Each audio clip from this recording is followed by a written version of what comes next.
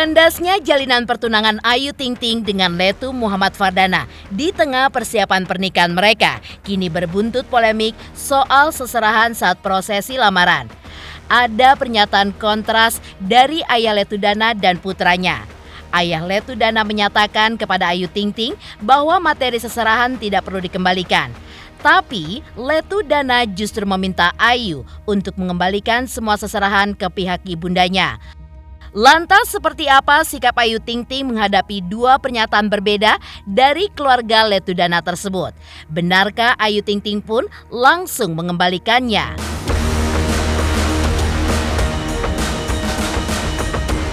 Lalu seperti apa sebenarnya hukum dalam Islam terkait materi seserahan? Apakah wajib dikembalikan jika pihak perempuan yang membatalkan pernikahan? Dan seperti apa hukum dalam Islam terkait proses seseorang berkenalan hingga menapaki jenjang pernikahan? Seperti apa pula reaksi Angie Baskoro Hendarso, mantan suami Ayu, ketika mendengar kabar putusnya Ayu dengan Letu Dana? Pemirsa, bersama Intens Investigasi, kami hadirkan kabar terkini, terpercaya, dan teraktual. Tetapi sebelumnya, jangan lupa untuk like, subscribe, dan juga share channel YouTube ini.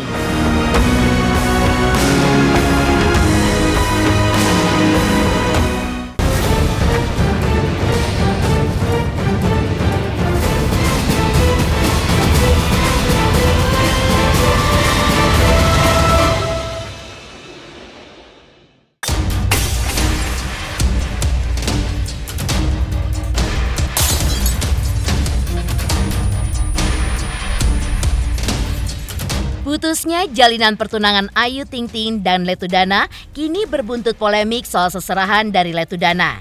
Jika sebelumnya ayah Letu Dana menyatakan jika seserahan saat lamaran tidak perlu dikembalikan, maka berbeda dengan Letu Dana yang mana diungkapkan Ayu bahwa Letu Dana meminta seserahan tersebut untuk dikembalikan.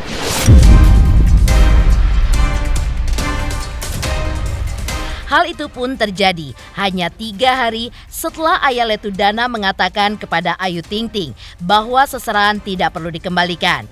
Menurut Ayu Ting Ting, permintaan Letu Dana selaku mantan tunangannya ini pun ia kabulkan dengan langsung mengembalikan semua materi seserahan yang pernah diberikan saat prosesi lamaran yang dulu dilakukan secara diam-diam dari publik. Pertunangan saya dengan Mas Dana sudah dinyatakan putus sejak tanggal 22 Juni.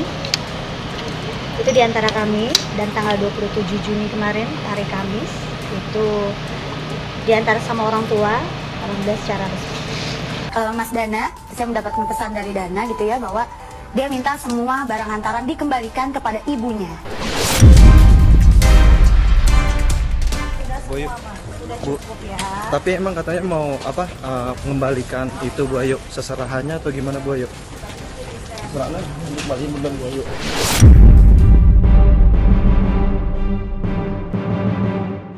Menurut Ustadz Dery Sulaiman, seserahan saat lamaran itu tidak dikategorikan sebagai mahar dan bukan syarat wajib sebagai rukun nikah.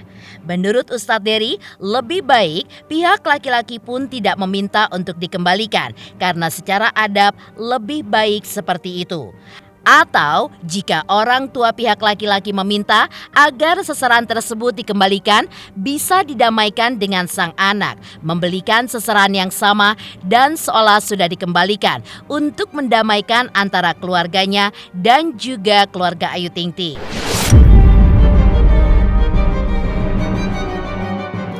Nggak ada mahar sebelum ijab kabul ya. Jadi itu bukan mahar, mungkin hantaran mungkin ya. Mungkin itu hantaran, dan hukum hantaran itu mubah, boleh-boleh saja, itu adat istiadatnya, bukan syarat wajib atau rukun nikah, tidak. Jadi kalau seandainya ada orang yang memberikan hantaran seserahan ya sebagai tanda keseriusan dia untuk menikah, kemudian diterima oleh pihak perempuan, tiba-tiba perempuannya membatalkan, maka adabnya memang perempuan itu kembalikan. Kecuali cowoknya yang batalkan. Nggak ada.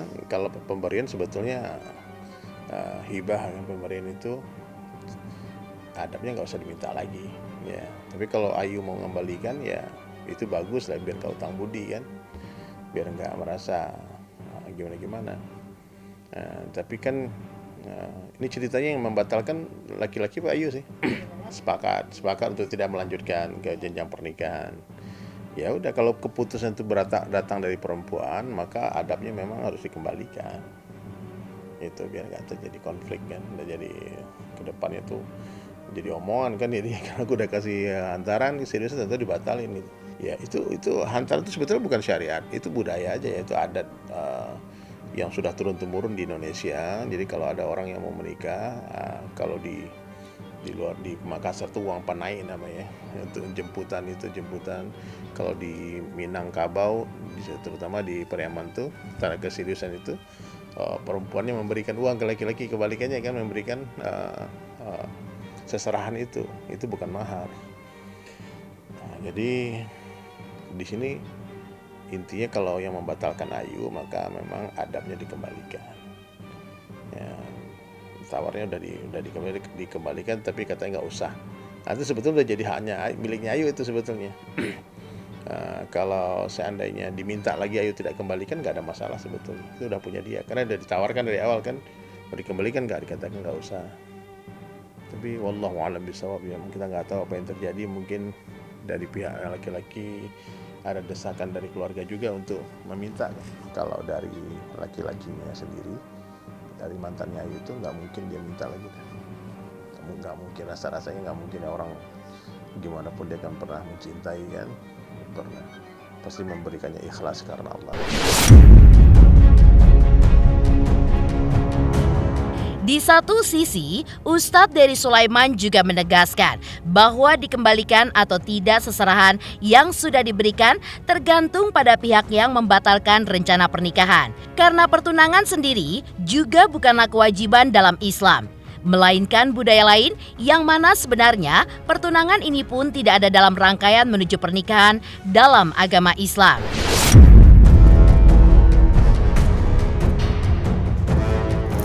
Kalau mahar itu diberikan setelah ijab kabul kan, nah diberikan maharnya itu sebagai syarat nikah, rukun nikah. Itu kalau cowoknya menceraikan maka tidak boleh meminta maharnya. Tapi kalau perempuannya khuluk itu perempuan yang minta cerai, maka dalam Islam dia harus mengembalikan maharnya. Nah, jadi jangankan seserahan ya, mahar pun harus dikembalikan bila perempuannya membatalkan pernikahan.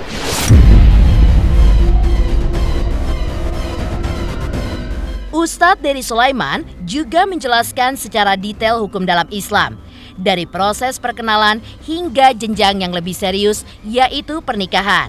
Dalam Islam tidak dikenal masa pacaran ataupun lamaran, melainkan menempuh langkah ta'aruf, di mana kedua insan tidak saling bertemu dan langsung menikah. Sedangkan perkenalan punya caranya tersendiri. Gak ada dalam Islam itu, ada khidbah yang melamar. Nah, kalau tunangan yang pasangin cincin seperti budaya hari ini kan orang tunangan terus maukah kau menjadi istriku sambil berlutut ke sepasang cincin, itu bukan budaya Islam. Kan kalau dalam Islam itu laki-laki dan perempuan yang bukan mahram nggak boleh bersentuhan, nggak boleh, apalagi pasangin cincin. Apalagi sekarang banyak, naudzubillah min dzalik, orang bukannya lagi pre-wedding ya, tapi pre-honeymoon. Naudzubillah, belum nikah tapi udah jalan-jalan dan nginap ke Bali, kemana, ke luar negeri. Itu bukan budaya Islam, itu bertentangan dengan syariat Islam. Ya, kita nggak menuduh orang itu berzina dan sebagainya, tapi nggak mungkin lah orang jalan terus pacaran nggak pegangan tangan, nggak, ini semua nggak mungkin. Ya ta'aruf itu kan perkenalan, mengenal budi ya, bukan mengenal body ya. Mengenal budi. Kalau dalam Islam itu kalau mengenal body itu mesti menghantarkan orang yang dipercaya dari pihak laki-laki, kakak perempuannya, bibinya atau ibunya, untuk memeriksa perempuan yang mau dinikah itu, baik kesehatannya, kecantikannya. Kan sebagian besar orang tuh malah menutup wajahnya kan pakai niqab. Ketika sudah ketahuan budinya baik, ketika nadhar boleh itu perempuan membuka wajah dan telapak tangannya. Ya, nggak boleh minta, boleh nggak lihat betisnya, itu nggak boleh, itu nggak adab ya. Makanya kalau dalam Islam betul tidak ada pacaran ya. Kalau udah saling mencintai ya menikah, dan menikah dalam Islam itu lebih mudah dari zina. Orang yang mempersulit pernikahan dia akan mempermudah perzinahan. Orang yang memahal-mahalkan pernikahan berarti memurah-murahkan perzinahan.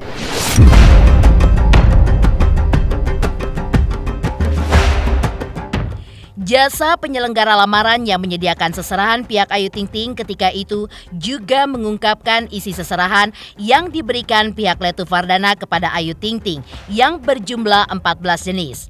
Bahkan menurut penyedia jasa seserahan tersebut, isi seserahan tersebut selain makanan dan produk perawatan kecantikan. Namun tak hanya menerima seserahan, Ayu Ting Ting pun juga membalas dengan memberikan seserahan balasan untuk calon suaminya dan juga keluarganya.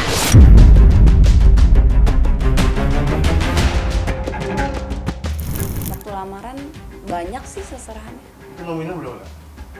Nominal, aduh aku nggak bisa sebutin kalau nominal. Kalau gitu.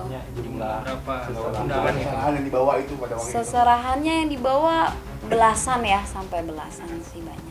Untuk Mbak Ayu itu sekitar 14 kotak. Jadi seserahan untuk Mbak Ayu itu isinya tas, sepatu, alat sholat, parfum, alat mandi, handuk, spray, dan skincare. Untuk total harganya saya kurang tahu pasti, tapi barang-barang yang diberikan dari Mas Dana dan Mbak Ayu itu adalah barang-barang yang sangat mewah dan high end pada kelasnya. Jadi untuk tas yang terbaik di kelasnya, sepatu yang paling bagus di kelasnya, begitu juga dengan yang lain. Jadi memang barang-barang tersebut sangat pantas dan memang layak untuk diberikan kepada Mbak Ayu. Dari Mbak Ayu untuk Mas Dana itu kira-kira ada 8 kotak, karena memang isinya itu satu kotak alat sholat dan sisanya itu tidak dikerjakan oleh kami. Jadi memang isinya tuh makanan-makanan khas Betawi yang memang harus hari H itu juga baru bisa diberikan gitu, karena harus fresh dan baru matang gitu.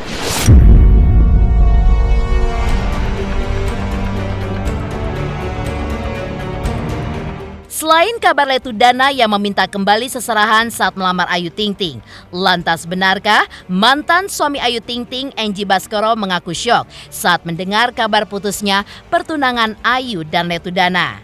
Pemirsa Intens Investigasi, jangan lupa saksikan terus Intens Investigasi. Dan pastikan jangan lupa untuk like, subscribe, share, dan komen. Selamat untuk Intens Investigasi karena sudah mencapai 3 juta subscribers di YouTube. Sukses selalu and all the best.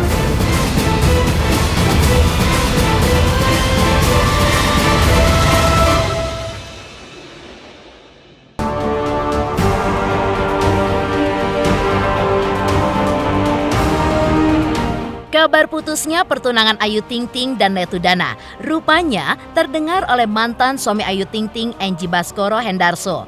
Enji mengaku syok ketika mendengar kabar tersebut. Lantaran menurut Enji, lewat kuasa hukumnya, persiapan pernikahan Ayu dan Letu Dana sudah cukup matang. Namun harus kandas di tengah proses persiapan pernikahan mereka. Namun, menurut kuasa hukum Enji, jauh sebelumnya, Enji pun sempat berfirasat bahwa hubungan asmara Ayu dan Letu Dana sepertinya sulit untuk sampai di pelaminan. Itu yang begitu saya utarakan, Mas Enji juga sempat kaget gitu loh. Kok bisa dalam sekejap kemarin katakan udah mau persiapan pernikahan yang benar-benar udah fix, tahu-tahu ada berita bahwa ada pembatalan. Nggak tahu permasalahan apa, yang ini cuma tahu ada pembatalan. Itu aja dia cuma tahu itu. Dia kan bersyukur dong. Jadi nggak nyangka banget ketika batal. Nah, cuma waktu itu Enji sempat ngomong ke saya, dia mau mereka ini sampai ke pelaminan. Tapi kan Enji juga sempat curiga apakah ini bisa berlanjut. Itu aja, berlanjut. Saya nggak tahu kenapa Enji bisa punya feeling ini bisa nggak berlanjut ini nih kalau begini. Nah itu. Oh, sempat feelingnya begini, itu yang saya katakan tadi, itu loh. Tadinya dia wah hebat, gitu loh. Mudah-mudahan semua lancar, dia doakan waktu itu kan biar semua itu lancar. Ya kan, ternyata Di depan sini dia nggak tahu. Oh, sempat mendapatkan Saya nggak tahu, cuma penutup terakhir. Waktu pembicaraan lewat telepon, kita bicara, ini udah 80% nih, mereka udah siap, udah ready untuk ke pelaminan. Nah, tinggal 20% itulah, itu udah gampang banget itu kan, tadi dah. Oh iya Om, saya bersyukur, Ayu udah punya jodoh. Nah, dan saya juga punya akses satu lagi, nambah akses untuk berkomunikasi dengan Bilqis lewat mungkin calon suaminya ini, kan bisa begitu. Nah, tapi di akhir pembicaraan malah si Angie menyatakan, kok saya curiga nih, bisa ke jenjang situ apa tidak gitu loh.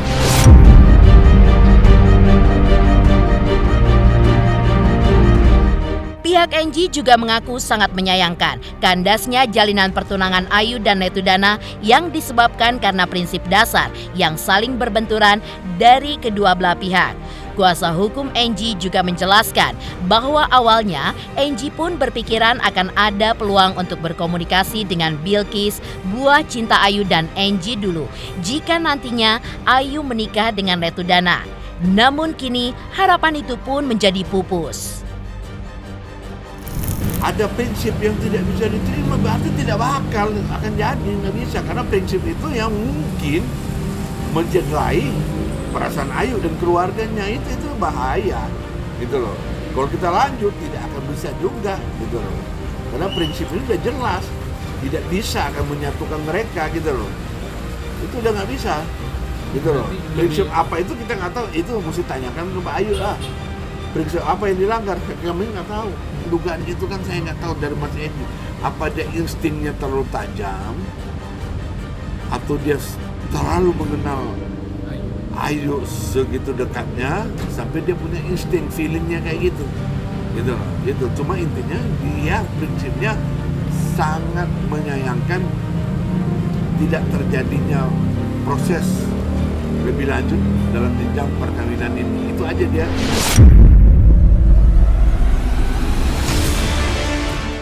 Terungkap, mantan suami Ayu Ting Ting mengaku syok saat mendengar kabar kandasnya pertunangan Ayu Ting Ting dan Letudana.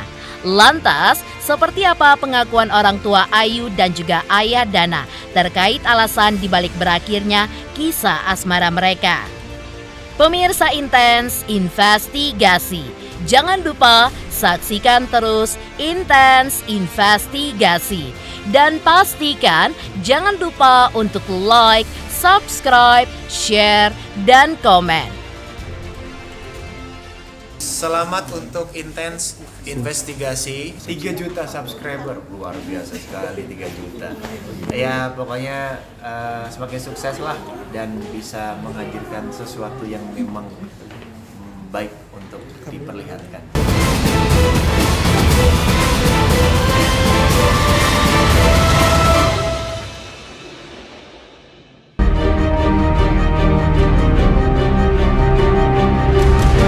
Putusnya pertunangan Ayu Ting Ting dan Letudana yang masih menyisakan prahara diakui ayah Ayu Ting Ting Abdul Rozak dan ayah Letudana Darshi Akib merupakan hasil kesepakatan keduanya. Namun, kedua ayah ini pun tidak mengungkap alasan berakhirnya kisah pertunangan yang tengah dalam proses persiapan pernikahan tersebut. Namun, kedua ayah ini pun juga berharap jalan yang mereka ambil akan menjadi jalan terbaik untuk kehidupan cinta mereka di kemudian hari, karena mereka pun yakin bahwa jodoh sudah diatur oleh Tuhan. Ayah lagi di ibadah haji, jadi ayah juga nggak tahu gitu kan, ya pas pulang alhamdulillah ya semua memang udah kesepakatan. Dana, Ayu, ya mungkin itu anak berdua ya udah sepakat ya. Aduh, nggak deh itu mah gosip. Syifa juga kan sempat posting juga ya. Posting juga kan Syifa tentang pengkhianatan. Siapa? Oh, enggak ada. Kenapa? Enggak apa-apa.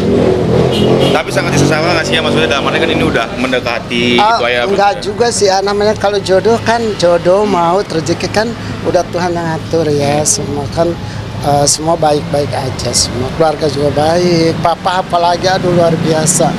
Papa tuh orangnya bener-bener orang tua yang solid ayah juga. Masih tetap sama papa, sering juga teleponan, papa sehat, ya ayah juga sehat alhamdulillah. Ya saya bilang memang udah kesepakatan untuk tidak melanjutkan lagi, berarti kan udah putus. Ya penyebabnya yang persis saya nggak tahu, yang jelas mereka udah sepakat untuk mengakhiri itu. Ya udah sama-sama keduanya dah, dua-duanya sama-sama mau waktu itu. Cuman cintanya berubah di jalan. Kaget nggak kaget ya kalau namanya sudah begitu mau diapain? Ya karena ini kan urusan mereka berdua kan. Yang lain-lain kan hanya bisa berdoa kan. Nah, kita kan percaya, saya bilang tadi itu kan urusan Tuhan dan manusia. Ya kita nggak bisa mencabut namanya takdir kan. Ya kita aja jangankan jodoh, kita juga umur kita nggak tahu. Kalau masa itu kan kita kan jangan melihat hanya putusnya ini, mungkin ada di balik itu hikmahnya lebih besar pada Ayu, pada putranya sendiri kan.